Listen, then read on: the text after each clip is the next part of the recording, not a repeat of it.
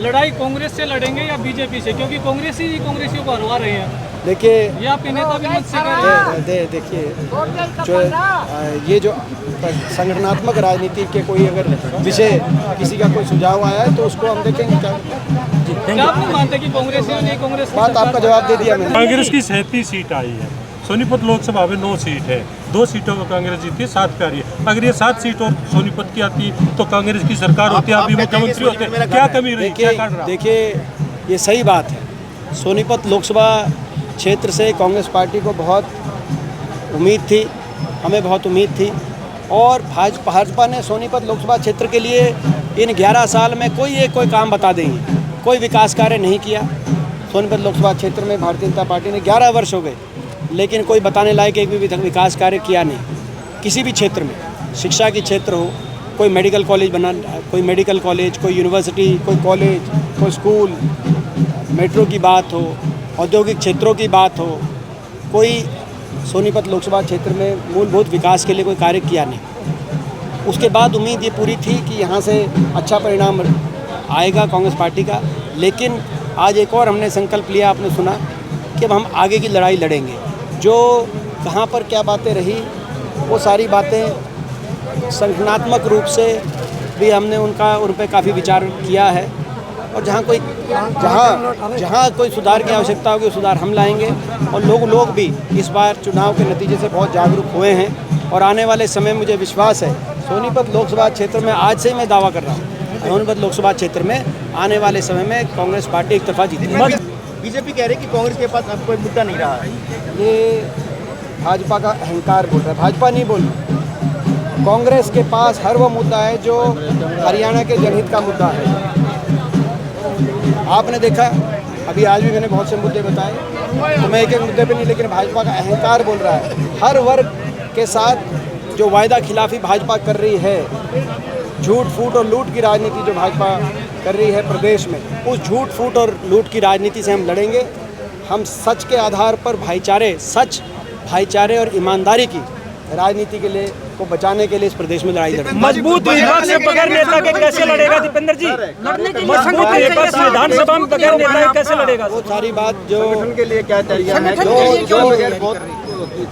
देखिए, संगठन के फैसले, कौन सा फैसला कब होगा, क्या होगा, आपको पता है, मैं कभी उस पर सार्वजनिक कोई टिप्पणी नहीं करता। इससे पहले मैं जो है बड़ौदा विधानसभा क्षेत्र के सभी प्रत्येक कांग्रेस पार्टी कार्यकर्ता का मैं अपनी ओर से भी धन्यवाद करना चाहूँगा, और हम सब ने मिलकर सबका धन्यवाद भी किया, और ये संकल्प भी, क्योंकि प्रदेश में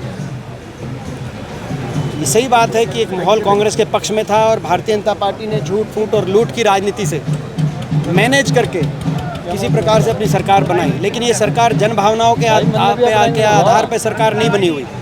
देश का कोई एक भी exit poll, opinion poll Bhajpa की सरकार नहीं दिखा रहा था। ये झूठ फूट और लूट की राजनीति के आधार पर साम दाम दंड भेद से मैनेज की हुई ये सरकार है। लेकिन बहरहाल विपक्ष में एक मजबूत विपक्ष प्रदेश के लोगों ने दिया है कांग्रेस पार्टी के रूप में। 37 विधायक और लगभग बराबर का मत प्रतिशत विधानसभा चुनाव में और लोकसभा में 5 सांसद लोकसभा के कांग्रेस पार्टी को देकर एक मजबूत विपक्ष दिया है प्रदेश में। उस मजबूत विपक्ष की एक सकारात्मक भूमिका हर वर्ग की लड़ाई लड़कर कांग्रेस पार्टी निभाने का कार्य करेगी। ये संकल्प हमने यहाँ पे बड़ौदा में अपने सभी बड़ौदा के कार्यकर्ता साथियों के परिवार के साथ मिलकर बैठकर एक हमने पंचायती रूप से सबसे पूछा कि भाई ये लड़ाई हम लड़ें, तो सबने कहा कि लड़ाई लड़नी चाहिए, प्रदेश हित में विपक्ष को अपनी जिम्मेदारी निभानी होगी, तो हम लड़ाई लड़ेंगे। बात आई हरियाणा में जो मूलभूत मुद्दे थे उनका समाधान नहीं हुआ। इस सरकार मैनेजमेंट से तो बन गई होगी, लेकिन जो मूलभूत मुद्दे, जैसे आपने सही कहा कि आज हरियाणा अपराध दर में देश में नंबर 1 है, ये केंद्र की सरकार के आंकड़े बता रहे हैं। आज हरियाणा बेरोजगारी में देश में नंबर 1 है, केंद्र की सरकार के आंकड़े बता रहे हैं। तो ये मूलभूत मुद्दे यूं के यूं हैं। ये हरियाणा सरकार, कानून व्यवस्था पे हरियाणा सरकार को जवाब देना चाहिए। टोल दरें बढ़ाई गई हैं और बिजली के दरें भी बढ़ाई गई हैं। इन्होंने विधानसभा में खड़े होके नेता सदन मुख्यमंत्री जी ने कहा, नायब सैनी जी ने, कि कोई कर नहीं लगा रहे एडिशनल।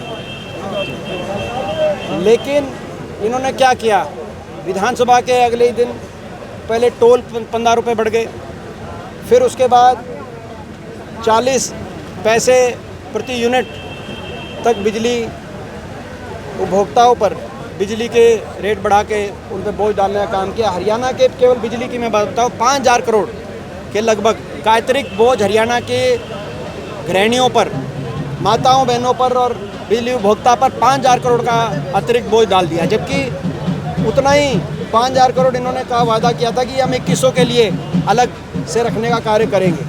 वो 2100 के लिए जो है 2100 जो पेंशन थी वो कब आएगी पता नहीं, लेकिन एक हाथ से ले तो लिए और दूसरे हाथ से देने पे भी विचार जारी है। ये इस नीति पे सरकार चली तो ना सिर्फ विधानसभा में जो बोला वो भाजपा के जो झूठ की राजनीति है उसी को आगे बढ़ाने का कार्य किया नायब सिंह जी ने, लेकिन उसके साथ साथ हर वर्ग के साथ वायदा खिलाफी करी। जब से सरकार बनी 3100 रुपये में धान की खरीद करेंगे, ये नायब सैनी जी बार बार कहते थे। उनकी बात की क्या क्रेडिबिलिटी रह जाएगी, क्या साख रह जाएगी?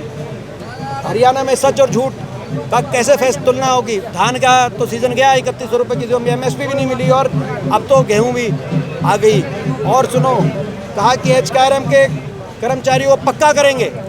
किसको पक्का किया इन्होंने? केवल झूठा आश्वासन दे दिया कि हटाएंगे नहीं। पक्का करने का अर्थ होता है उनकी पेंशन हो, सरकारी नौकरी का दर्जा दिया जाए। पक्का तो किया नहीं, केवल एक विधानसभा में एक बिल पास करा दिया और उसके विपरीत हटाने का काम कर रहे हैं। कहा था पक्का करेंगे, लेकिन HKRM के एम्प्लॉइज़ को हर रोज़ हटाने का कार्य किया जा रहा है हरियाणा के अंदर।